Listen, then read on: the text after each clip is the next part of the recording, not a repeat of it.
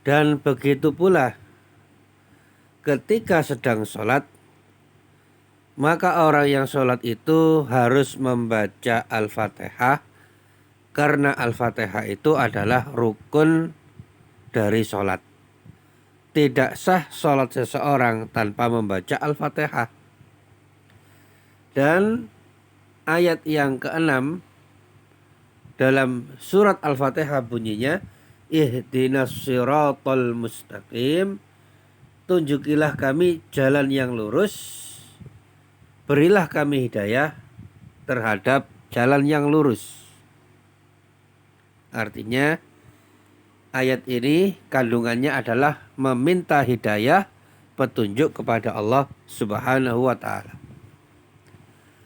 Nah, orang Islam, orang yang beriman, apalagi ketika dalam keadaan sholat, pastinya sudah mendapatkan hidayah. Tapi ayat ini terus dibaca karena ingin senantiasa mendapatkan tambahan hidayah dan memohon kepada Allah Subhanahu wa ta'ala agar diberi istiqomah dalam memegang hidayah ini. Jadi bukan maksudnya orang yang baca ayat ini kemudian belum dapat hidayah. Tidak demikian.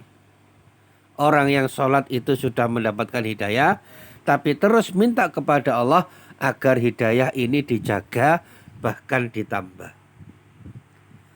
Karena hidayah itu bisa bertambah, sebagaimana iman juga bisa bertambah. Karena iman itu yazidu wa yanqusu. Iman itu bisa bertambah dan berkurang. Iman itu naik dan turun.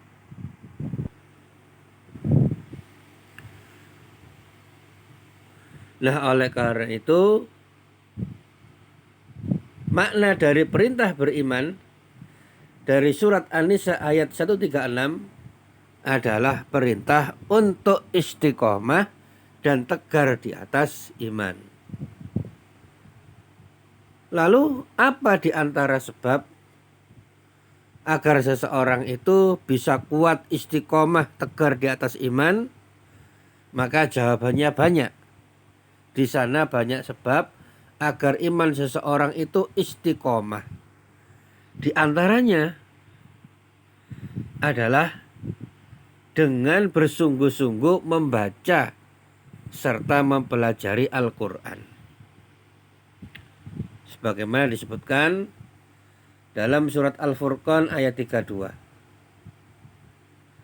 Allah Ta'ala berfirman, وَقَالَ الَّذِينَ كَفَرُوا لَوْلَا نُزِّلَ عَلَيْهِ الْقُرْآنُ جُمْلَةً وَاحِدَةً كَذَلِكَ لِنُثَبِّتَ بِهِ فُؤَادَكَ وَرَتَّلْنَاهُ تَرْتِيلًا.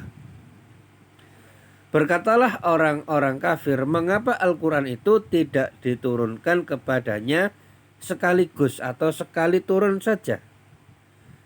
Demikianlah supaya kami perkuat hatimu dengannya dan kami membacanya secara tartil, secara teratur dan benar.